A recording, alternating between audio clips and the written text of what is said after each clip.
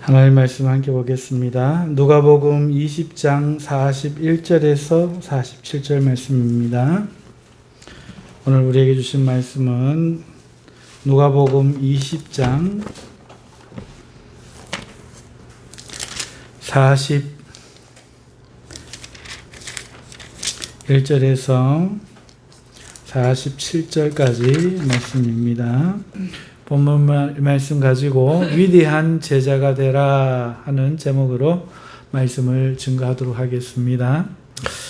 예수님은 오늘 어떤 서기관들을 향하여 이 질문을 합니다. 그리스도가 왜 다윗의 자손이 되겠느냐 하는 질문이죠. 이 질문을 왜 하실까? 이것이 우리의 첫 번째 질문인데요. 그 이유는 39절 때문입니다. 39절을 보시면 서기관 중 어떤 이들이 말하되 선생님 잘 말씀하셨나이다 하니, 우리 예수님을 긍정하고 칭찬하는 것, 일견 그렇게 얼핏 보면 그래 보이지만 사실은 그렇지 않습니다. 예수님께서 부활에 대하여 사두개인들과 논쟁이 있었는데 그 이야기에 대해서 예수님은 저 세상에는 장가가고 시집가는 일도 없고 하나님은 모든 산자의 하나님이 되신다 하는 것을 풀어서 38절까지 설명을 해 주셨습니다. 그런데 이 이야기가 왜 나왔는가 하면은 그 시작점은 서기관과 대제사장들과 바리새인들이 와서 네가 무슨 권위로 누구에게 권세를 받고 이렇게 이런 일을 하느냐 묻는 데서 시작됐어요. 권위에 도전을 받은 거죠. 자격이 뭐냐. 우리는 대학을 나왔고 교사하고 우리는 신학을 나와 제사장이 되었고 너는 도대체 누가 그걸 인정했길래 이렇게 나와서 지금 이런 일을 하느냐 하는 이런 권위에 대한, 예수님의 권위에 대한 도전의 끝에 나온 이야기고, 이 이야기에 대해서 이제 사두개인들이 입을 다물 수밖에 없었어요. 감히 대답을 할 수가 없었던 것이죠. 자, 40절에 그게 나타납니다. 그들은 아무것도 감히 더 물을 수 없음이더라. 이걸 보고 서기관들이 말하되 선생님 잘 말씀하셨나이다 이렇게 말을 한 거예요. 얼핏 보면은 칭찬하는 것 같지만 그렇지 않아요. 여기에는 의도가 있습니다. 어떤 의도입니까? 이 의도는요, 다른 사람들은 예수님에 의해서 권위를 도전하다가 권위가 박살났죠. 그런데 예수님을 말씀 잘 하셨네. 아이고, 옳게 말했네. 당신이 말한 게 맞습니다. 하고 그 당시에 교사이던 서기관들이 예수님을 인정하는 투로 이야기를 한 겁니다. 그러니까 자기들도 덩달아 오히려 예수님을 인정해주는 권위로 자기들을 내세우기 위해서 예수님 잘하셨나이다지, 예수님이 모르는 진리를 깨닫게 해주심으로 예수님 참 고맙습니다 이런 뜻에서 잘하셨나이다가 아니라 예수님조차도 우리가 인정해줄게 요런 뉘앙스로 지금 잘하셨나이다 이렇게 이야기를 했기 때문에 예수님이 이 서기관들에게 이번엔 질문을 하는 겁니다. 서기관 중 어떤 이들이 말하되 선생님 참 잘하셨나이다 하니 예수께서 그들에게 이르시되, 누구예요? 서기관들. 뭘 말합니까? 사람들이 어찌 하여 그리스도를 다윗의 자손이라 하느냐 이렇게 물으신 것이죠.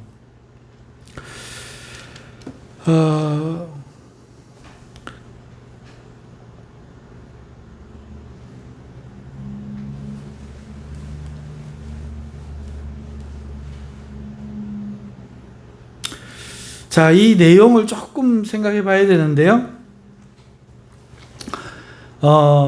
서기관들이 예수님을 잘 말씀하셨나이다 하니까 그 서기관들에게 고맙다. 알아주는구나 이렇게 안 하시고 내가 너희한테 물을게.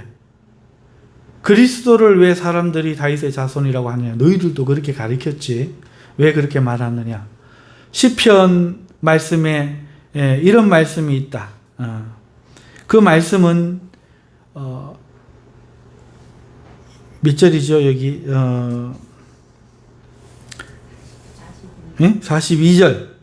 42절에 시편에 다윗이 친히 말하였으되 주께서 주께 이르시되, 여기서 주께서라고 하는 이 주는 하나님 아버지를 말하고요.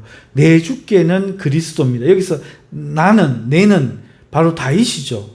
그러니까 하나님께서 그 그리스도에게 내가 네 원수를 내 발등상으로 삼을 때까지 내 우편에 앉았으라 라고 하셨다. 이거를 성경에 영의 눈이 열려서 보고 그거를 시편에 적은 거예요. 자, 그런데 주께서 내 주께라고 이 그리스도를 예수님이 내 주라고 말했단 말이에요. 그런데 다윗이 내 주라고 말을 했는데 사람들은 어떻게 알고 있는가 하면 그리스도가 다윗의 자손으로 온다고 이야기를 했거든요. 자, 내 주인이 맞습니까? 내 자손이 맞습니까? 내 자손이면 내 주인이 아니죠. 보통 우리 알고 있는 인류의 지식 속에서는 아들은 아버지의 주인이 아닙니다. 아버지는 아들의 주인일 수 있죠. 그렇게 우리가 알고 있는데 그걸 지금 물으신 거예요. 왜 그렇게 이야기를 하느냐 하니까 사람들이 대답을 못하는 거죠. 서기관들이. 자, 그때 예수님이 제자들에게 말씀하는 겁니다. 이 서기관들이 잘했다 이렇게 해놔놓고는 예수님이 이렇게 질문하니까 대답을 하지 못함으로 자기들이 말하는 그 지식이 자기들에게 없음을 이야기하는 거죠. 예. 어쨌든 영상에 달이 하나 떴네요. 기도하시고 마이크를 안 지우셔가지고 이만한 달이 지금 시커먼 달이 하나.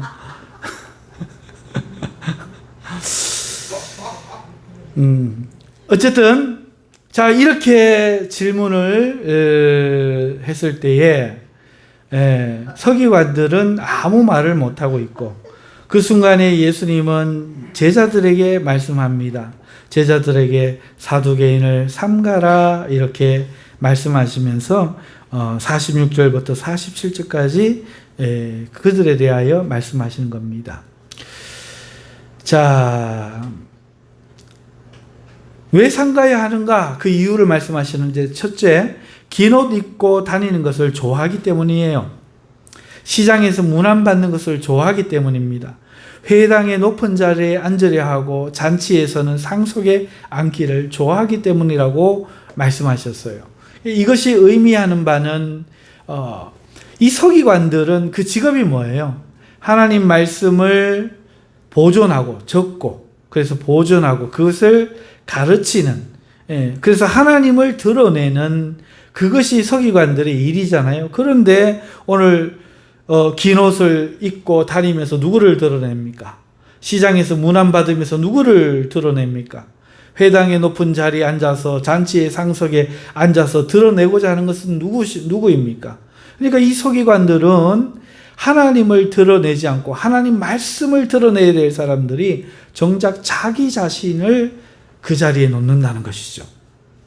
둘째, 그들은 과부의 가산을 삼킨다 이렇게 말씀하셨습니다. 그리고 외식으로 길게 기도한다 이렇게 말씀합니다.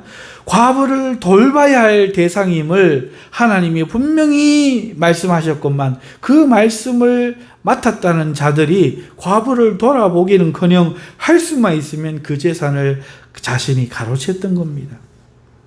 하지만 그럼에도 불구하고 남들이 보기에는 거룩해 보이도록 오래오래 기도했던 것이죠. 이 외식이라고 말합니다. 그러니 그런 그들의 가르침을 주의 깊게 살펴서 바른 하나님의 말씀은 받아들이지만 행여 그들의 그런 마음이나 태도나 자세, 외식 등이 물들지 않도록 주의하라는 말씀이 오늘의 말씀입니다. 자, 조금 어렵나요? 간단하게 말하면 예수님과 사두개인들이 지금 한바탕 부활 때문에 붙었죠.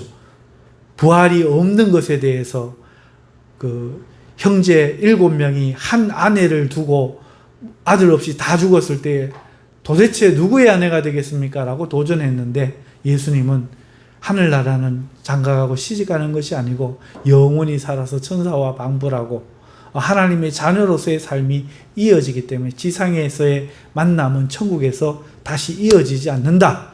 아버지도 아니고 아들도 아니다. 스승도 아니고 제자도 아니고 그때는 하나님의 자녀들, 아버지는 하나님이시고 너희들의 관계는 끝이 나고 돌아가신 어머니 보고 싶었습니다. 이런 거 없어요. 죽은 어머니의 무덤에서 어머니도 안 나오시고 안 나와요. 무덤 찾아갈 필요가 없어요. 하늘에서 만나도 어머니 반갑습니다가 없어요. 아이고 저분이 내 육신에서 어머니 역할을 하셨구나. 아이고 자매님 반갑습니다. 저분이 내 아버지 역할을 하셨구나. 왜? 아버지는 하나님이셔요. 그렇게 하나님의 자녀들로 천사로 장가가고 시집가는 거 없이 이 세상에 인연이 한 개도 없이 하나님의 자녀라는 그 영적인 현실의 인연, 진짜 본질, 하나님이 영들을 육신에 보내서 그 씨가 DNA가 동물의 몸처럼 이렇게 유전될 때에 하나님이 자녀의 영들을 거기에 주셔가지고 자녀로 태어나서 역할을 했고 어머니의 역할을 했을 뿐이야. 이 역할 연기 한마당이 다 끝나고 나면은 아이고 김 배우님 수고하셨습니다. 아이고 박 작가님 수고하셨습니다. 끝나듯이 천국에 가면은 장가가고 시집가고 이런 인연이 없고 아이고 최차덕 씨 전생에서 고마웠습니다. 내 아버지로 참 날 키워주신다고 고생하셨지요. 아이고 최요한 씨 아이고 그렇지요. 애비 역할을 못해서 미안합니다. 아이고 별소리를 다 하셔. 아버지 어머니 없어요. 현실은 아버지 하나님이 진짜 우리 아버지시고 그 이야기를 해서 이 부활이 없다는 사도인 개인들의 코를 납작하게 했더니 여기에 숟가락 탁 얹고 자기들 권위를 또 탁 얹으려고 서기관들이 뭐라고 하는 잘 말씀하셨나이다. 인정하겠소이다. 이렇게 딱 했더니 예수님 고개를 탁 돌리고 그들을 보고 그럼 내가 한 게 물을까? 왜 사람들이 그리스도를 주라고 할까? 다윗의 자손으로 온다고 할까? 시편에는 다윗이 그리스도를 주라고 말하지 않았느냐? 뭐라고 말을 할래? 이러니까 이렇게 된 거예요. 할 말이 없어진 거예요. 그걸 이야기하는 거죠. 그러면서 요 벙어리 된 사두개인들을 삼가라 얘들아 제자들아 이 사람들 어떤 줄 아나? 긴 길을 다니기 좋아하고 문안 받기를 좋아하고 높은 자리에 앉기를 좋아하고 가부의 가산을 삼기고 그러면서도 외식으로 길게 기도하는 이런 사람들이다. 이렇게 이야기했다 하는 것입니다. 자, 내용을 보니까 너무 재미있기도 하고 뭐 분명하고 이렇잖아요. 이 속에서 오늘 우리는 몇 가지만 생각해 봅시다. 첫 번째, 여러분 많은 사람들은 자신을 선생으로 자처하고 나서서 남을 가르쳐 준다는 것을 우리는 알 수가 있어요. 이 서기관들처럼 말이죠. 여러분 선생이란 뭐죠? 이걸 먼저 한번 생각해 보죠. 선생이란 무엇을 선생이라고 합니까? 누구를 선생이라고 합니까? 선생이란 말이 한문이에요. 이 한자를 풀어보면은 먼저 태어났다는 뜻이에요. 먼저, 앞설선, 먼저선, 그다음 태어나다, 드러내다, 먼저 이런 뜻의 생, 인생 생자의 그 생. 그러니까 먼저 태어나 인생을 먼저 산 사람을 선생이라고 하는 거예요. 원래 뜻이. 자, 그러면 인생을 먼저 산 사람을 왜 가르치는 선생의 대명사로 우리는 말하는가? 그것은요, 그가 먼저 산 사람이 먼저 살지 않은 뒤에 태어난 사람보다 더 많은 것을 먼저 경험했기 때문이에요. 사람은요, 잘못된 것을 반복하지 않습니다. 한번 혼나면 그것을 고치고 바꿔요. 뜨거운 거 그거 암만 손대지 마라 해도 한번 손 딱 대보면 다시는 안 돼요. 뜨거운 거 알고 또 손대는 바보는 없는 거죠. 그렇죠? 그러니까 인생은 자기의 잘못, 자기를 아프게 한 것은 두 번 반복 안 하려고 하는 그런 잘못을 바로잡는 경향이 있기 때문에 앞서 태어난 사람 뭐가 잘못됐는지를 경험해서 그것을 반복하지 않으려고 하는 거예요. 그러므로 아직 이런 일을 경험해보지 않은 처음인 사람들은 먼저 경험한 사람이 그것을 어떻게 하는지를 보면 어떻게 해야 하는지를 안 경험하고도 알 수 있게 되는 거죠. 그래서 선생이라고 말하는 지도가 되는 거죠. 그렇게 보고 배울 사람을 선생이라고 말하는 거예요. 자, 따라서 가르치는 선생은 없었어요. 보고 배우는 사람이 있는 거예요. 그리고 자기가 보고 배운 사람을 선생, 먼저 태어나 인생을 살고 경험한 사람이라고 부르는 거예요. 여러분, 이런 말이 있어요. 좋은 선생은 없다. 위대한 학생이 있을 뿐이다. 즉, 누군가 어떤 이에게 어떤 것을 잘 배웠다면 그것은 가르친 사람이 훌륭한 것이 아니라 배우는 사람이 뛰어났다. 이 말이에요. 만일 가르치는 사람이 훌륭해야 배우는 사람들이 잘 된다면은 정말 위대한 지도자인 모세 때 백성들은 다 구원받았어야 해요. 하지만 그를 따라 이집트에서 나온 사람들은 옛 행실과 모습을 못 버렸기 때문에, 못났기 때문에 하나도 못 배우고 광야에서 다 죽었어요.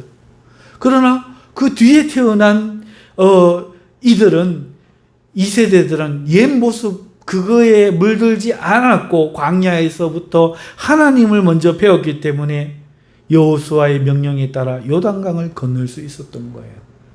그러니까 위대한 선생이 있는 게 아니라 위대한 제자가 있을 뿐입니다. 만일 가르치는 사람이 훌륭해야 배우는 사람들이 잘 될 수 있다면, 여러분, 예수님이 가르치셨을 때는 어떻게 됐겠어요? 모두가 듣고 배웠어야 해요. 예수님이야말로 가장 위대한 선생님 아닙니까? 그런데 오늘 보세요. 아니잖아. 성경은 뭘 말합니까? 예수님이 가르쳐도 안 돼. 밭이 좋아야 된다는 거죠. 암만 씨가 좋아져봐야 길가에 떨어지면 안 나. 돌짝밭에 떨어지면 말라 죽어. 가시떨기에 떨어지면 결실치 못해. 그러나 씨가 좀 약해도 옥토에 떨어지면 쑥 나는 거죠. 생명만 있는 씨가 떨어지면. 좋은 선생님이 가르쳐야 성도가 은혜를 받고, 훌륭한 선생님이 훌륭하게 가르쳐야 그 학생들이 좋은 사람이 될 거라고 생각하지만 아니요. 개떡같이 가르쳐도 학생만 위대하면 찰떡같이 알아듣고, 쑥떡같이 말해도 무슨 떡이라고 해야 될까? 아무튼 그렇게 된다, 그 얘기예요. 우리는 이것을 깨달아야 해요. 자신의 마음이 복되지 못하면 아무 소용없다는 거예요. 만일 우리가 은혜를 못 받는다면 그것은 설교자 잘못이 아닙니다. 만일 듣는 자의 마음이 복되다면 마귀가 말을 해도 그 말을 듣고도 저건 내가 반대로 해야겠다 하고 하나님의 은혜를 받아버려요. 그러나 우리의 마음이 복되지 못하고 잘못되어 있으면 예수님이 와도 안 된다는 겁니다. 이 이야기를 예수님이 거지 나사로의 이야기를 들어가지고 통해서 하셨잖아요. 저 세상에서는 저 세상에서 거기에 있는 선지자의 말을 듣지 않는 사람들은 죽은 아브라함이 살아나서 가서 이야기한다고 해도 듣지 않는다. 이렇게 말씀한 겁니다. 그러니까 좋은 선생은 없어요. 위대한 제자가 있을 뿐입니다. 위대한 목사는 없어요. 위대한 성도가 있을 뿐입니다. 아멘. 아멘. 우리는 어떻습니까? 우리 마음은 과연 복된가요? 들을 준비가 되어 있나요? 하나님의 은혜는 겸손한 자에게 들어가요. 물이 낮은 곳으로 흐르듯이 하나님의 은혜는 교만한 자를 피해서 겸손한 자, 낮은 곳에 자기 마음을 두는 자에게 흘러가는 겁니다. 그래서 오늘 우리는 살펴봐야 돼요. 내 마음은 복된가? 위대한 제자이기 위해 자신을 지금 경성하고 있는가? 아니면 좋은 선생을 찾으면 자신이 바뀔 것이라고 생각하고 있는가? 우리 마음을 살펴보아야 한다는 것이죠. 자, 이 선생에 대해서 우리가 살펴본 거예요. 자, 선생이란 무엇인가? 먼저 태어나서 경험한 자기의 인생의 아픔을 통해서 아프고 잘못된 것은 안 하려고 하는 어떤 사람들을 선생으로 만든 게 아니라 뒤에 태어난 사람들이 그걸 보고 나는 저렇게 하면 안 되겠다. 그게 선생이라는 거예요. 그렇기 때문에 선생이란 따로 없는 것이고 잘 배우는 제자, 위대한 제자가 있다. 요게 말씀의 요약이었어요. 자, 그러면 두 번째로 우리가 생각할 것은 누가 그러면 선생을 만드는가? 이걸 지금 생각해 봐야 돼요. 현실은 안 그렇잖아요. 앞서 살핀 것처럼 선생이란 뜻은 먼저 태어나 인생을 삶으로 경험을 얻은 사람을 말하는데, 그렇다면 선생은 누가 만들어내는 것이 아니고 자신의 길을 알지 못하는 후대의 사람들이 주위를 돌아보고 먼저 바른 길을 갈거나 올바른 방법을 찾은 사람들을 보고 배우는, 그리고 보는 그 대상을 자신의 선생으로 삼는 거죠. 선생은 제자들이 그러니까 택하는 거예요. 선생은 제자들이 세우는 거죠. 이분을 나의 선생님으로 삼아야겠다. 누가 자격을 주는 게 아니라 이게 자연의 순리라는 거예요. 이분을 나의 목사님으로 삼아야겠다. 저분을 우리 교회 목사님으로 모셔야겠다. 저분을 내가 좀 지혜를 구해야겠다. 이거를 제자가 선택한다는 겁니다. 하지만 오늘날은 어떻습니까? 선생들이 만들어지고 있어요. 양성되고 있단 말이에요. 사범대학을 나오면 선생이고 자격증을 따면 선생입니다. 그 길을 스스로가 선택하는 거예요. 그것을 참된 선생의 길이라 할 수 있습니까? 원래 원리라고 할 수 있습니까? 이건 잘못된 거죠. 조금만 더 깊이 생각해 봅시다. 선생의 의미를 우리가 생각해 봤다면, 경험자가 선생이라면 모든 어른들은 선생이 되는 거예요. 여러분, 정치인도 마찬가지입니다. 백성들이 위대하다 일컬어지는 어떤 사람들을 보고 판단한 후에 그에게 우리를 지도해 주시오 하고 추대를 해야 그가 올바른 선생, 올바른 정치인이 되는 겁니다. 하지만 지금은 정치의 길에 스스로 입문을 해요. 졸업한 대학이 자격증이 되고 활동한 경력이 증명서가 되어서 자기를 자랑하며 스스로 선생이 되고 어른이 되는 그 길을 선택한다는 거예요. 우리는 그런 사람들 중에 우리의 선생을 택하여 지도자로 세우고 있는 거예요. 자기가 나선 사람들 뽑는 거죠. 그러면 우리의 미래가 어떻게 되겠습니까? 초기 건국대처럼 저 선생님이 대통령이 되셔야 되겠다. 그 문 앞에 찾아가 우리의 대통령이 되어주시오. 우리의 지도자가 되어주시오.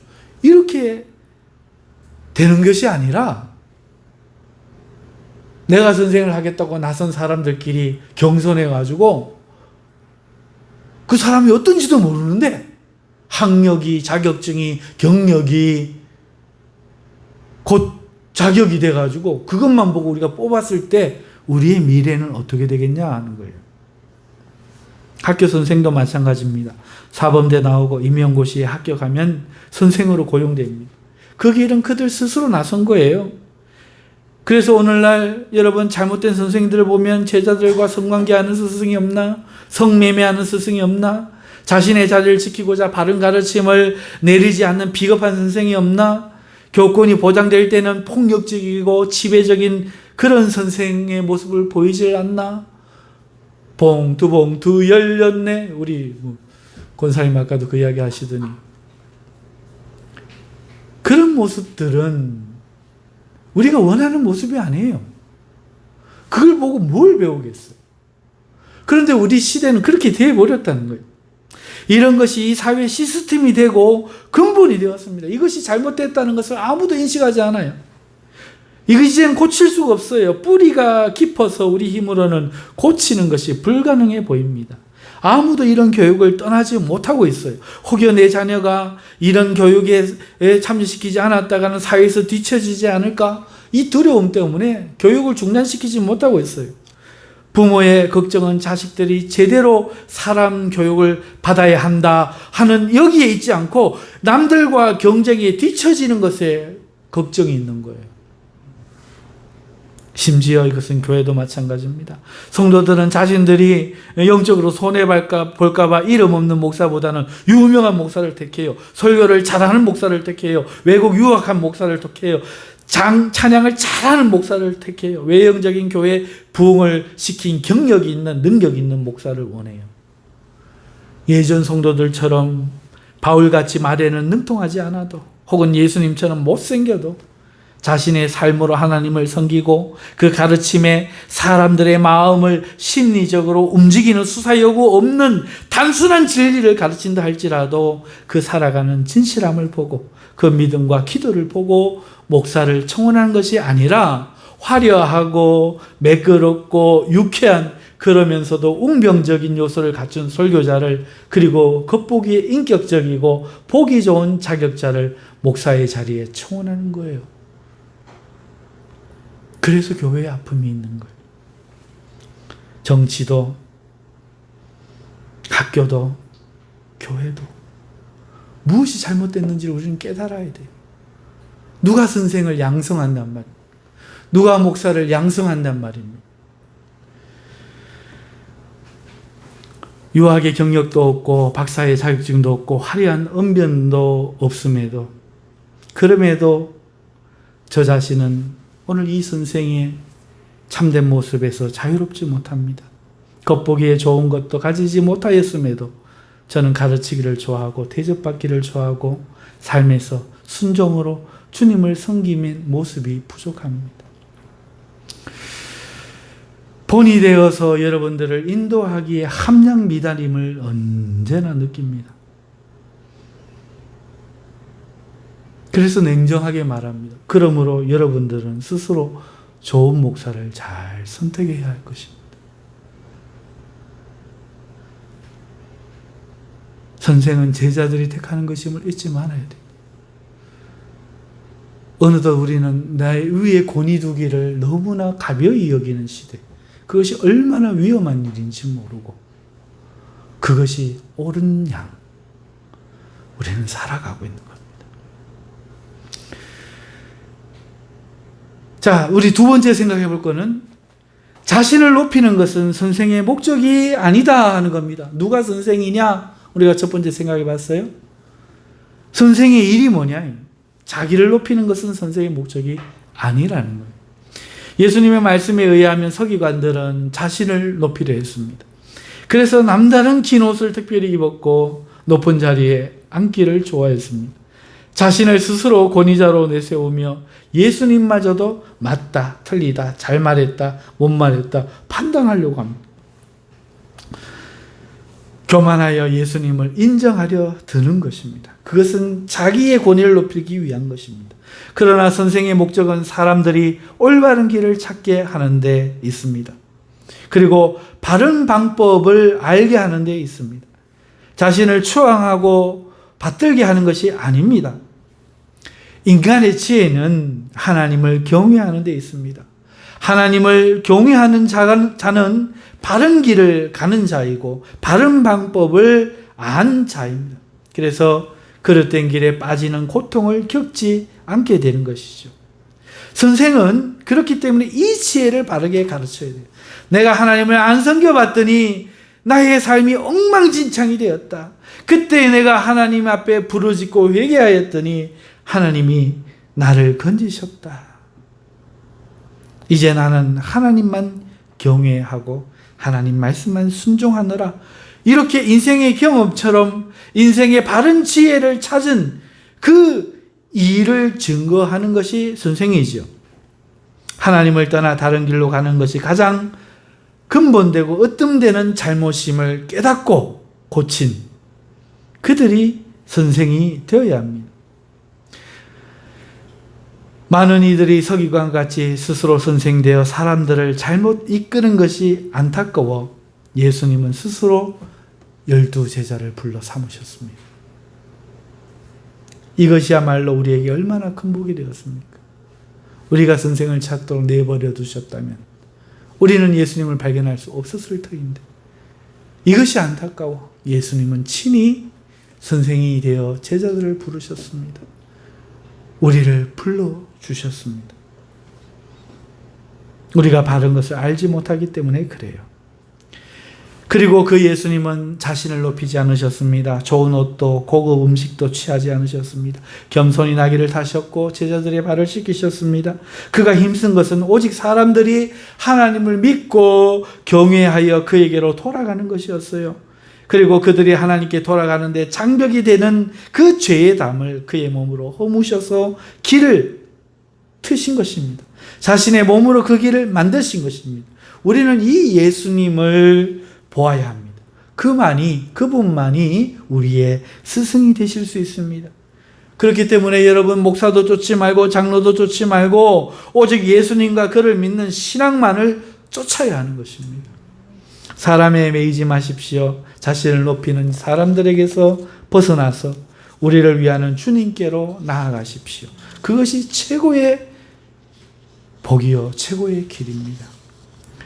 그러므로 우리는 자신을 높이고자 하는 사람들에게서 돌아섭시다. 그것이 목사든 장로든 권사든 자기를 높이려 하는 온갖 그 폼과 섬김의 말에 속지 마십시다. 인자한 얼굴과 말투에 속으면 안 됩니다. 화려한 미사 요구에 속지 맙시다. 대단한 자격증에 속지 마십시다. 예수님이 우리를 위하시는 참된 선생님인 줄 알고 그분에게만 배우고, 그렇게 배워서 우리를 보고 다른 이들도 배울 수 있는 좋은 선생이 되도록 합시다. 네. 세 번째로 우리가 살펴볼 것은 거짓 선생들은 보이지 않는 악을 행하여 외식으로 자신을 꾸민다 하는 것입니다. 저 자신도 부끄러워 말할 자격이 안 되지만 저는 신학교 때 어떤 사람들을 알고 있습니다. 그들은 스스로 하나님의 종이 되는 길을 택한 자들이었습니다. 근데 제가 아는 어떤 이들은 방언을 잘했어요. 자신이 예언의 은사를 받았다고 말하고 다녔고 방언과 통변을 한다고 자랑했습니다.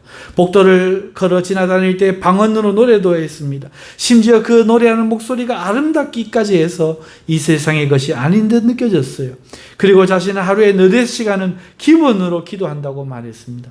그런데 공부는 하지 않았습니다. 그리고 시험 때 컨닝을 했죠. 신학생은 반드시 하루에 한 번 예배를 드려야 하는 그 규정이 있음에도 불구하고 그 정규 시간을 채워야만 통과하기 때문에 학생증을 다른 이에게 맡기고 자신은 밥 먹으러 나간 겁니다. 예배마저도 거짓으로 드린 것이죠. 학교를 졸업하는 것 자체가 불법이었습니다. 교회를 개척하고 모 교회에서 데리고 나간, 자기가 다녔던 교회에서 성도들을 꼬셔가지고 데리고 나간 그 교인 몇 명에게 자신이 타고 다닐 봉고차를 월급에서 할당하게 해가지고 타고 다녔습니다. 예수님은 서기관들이 과부의 가산을 삼킨다고 하셨어요. 외식으로 길게 기도하여 자신을 거룩한 양 포장한다 하셨습니다. 우리는 어떤 시대를 살고 있습니까? 우리가 자신의 선생으로 삼는 기준은 과연 합당합니까? 우리는 이걸 물어봐야 됩니다. 우리의 지도자들은 참으로 우리를 위하는 지도자인지 우리는 물어야 하는 것입니다.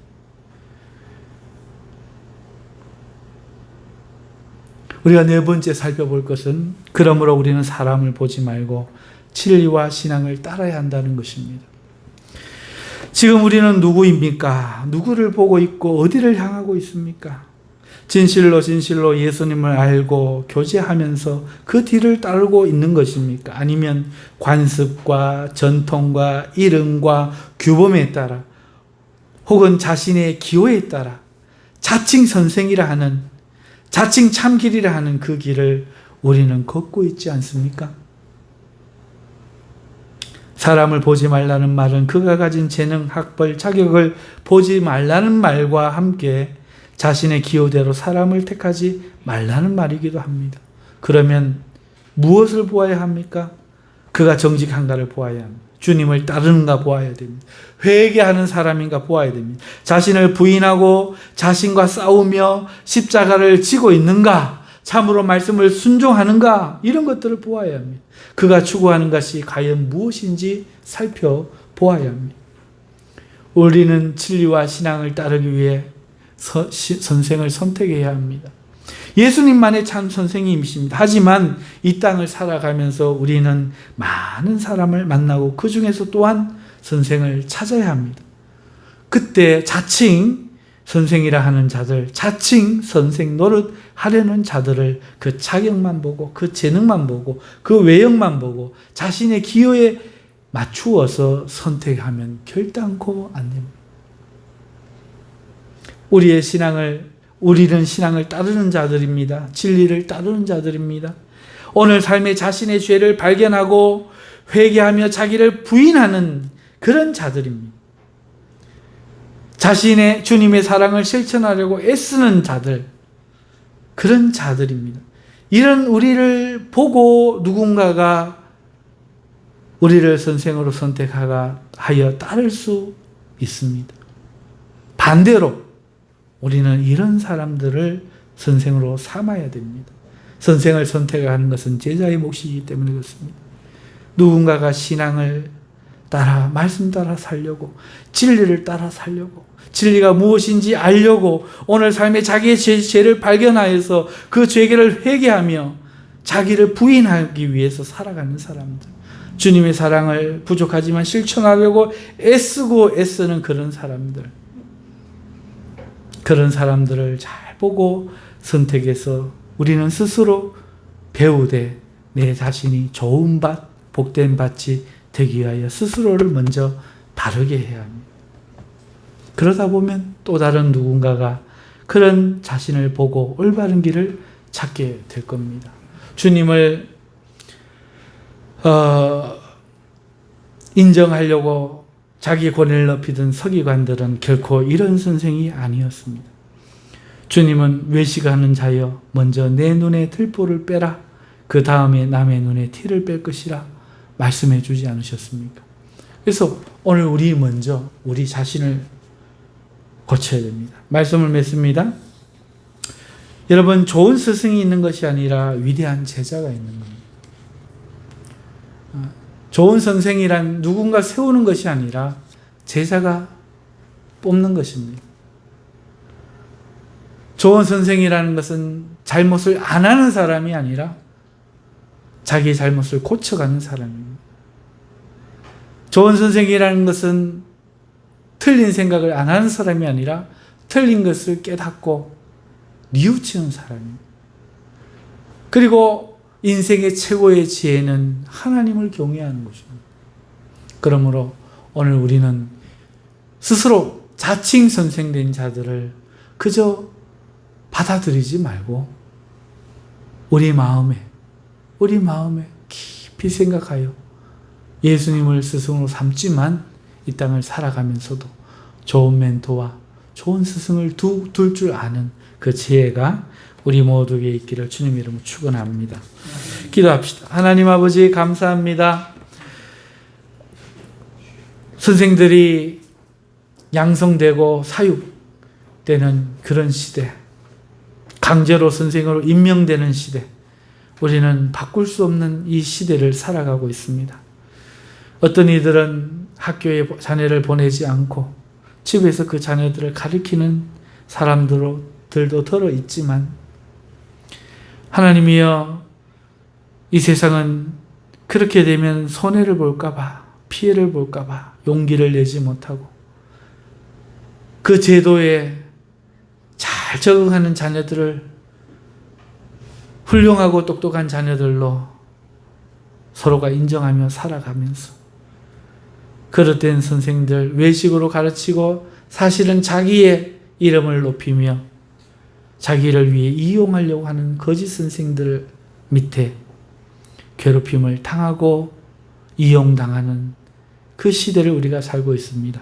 하나님 아버지, 이때에 우리가 우리의 마음이 깨달음을 얻어 이 하나님의 말씀으로 조명받아 스스로 선생을 잘 선택하되 먼저는 하나님의 말씀을 자신의 선생으로 알고 자신의 길에 비추는 빛으로 알고 우리 예수님의 말씀을 잘 연구하고 예수님의 모습을 잘 보고 뒤따라가는 저희들 되게 하여 주시옵소서. 우리 삶에 무엇이 잘못되었는가를 돌이켜보고 고치는 자들이 되게 하여 주시옵소서. 좋은 선생 말하지 말고 좋은 위대한 학생 되기를 힘쓰는 우리들 되게 하여 주시옵소서. 자신의 인생에 대해서 나중에 어쩔 수 없었다 허망한 핑계 대지 않는 저희들 되게 하여 주시고 최선을 다해서 자신을 경성하는 자들이 다 되게 하여 주시옵소서. 예수님의 이름으로 기도하옵나이다. 아멘.